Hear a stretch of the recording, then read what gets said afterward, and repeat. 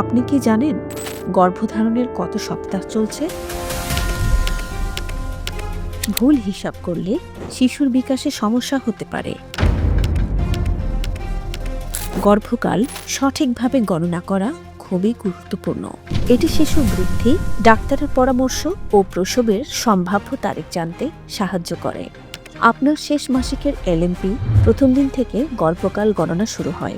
সেই তারিখের সাথে প্রতি সপ্তাহ যোগ করলে আপনি জানতে পারবেন কত সপ্তাহ চলছে।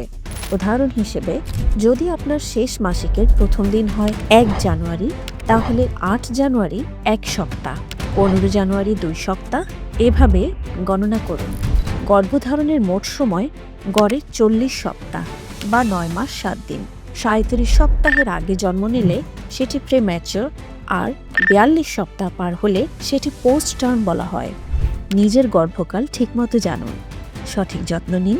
আপনার গর্ভধারণের কত সপ্তাহ চলছে কমেন্টে জানিয়ে দিন।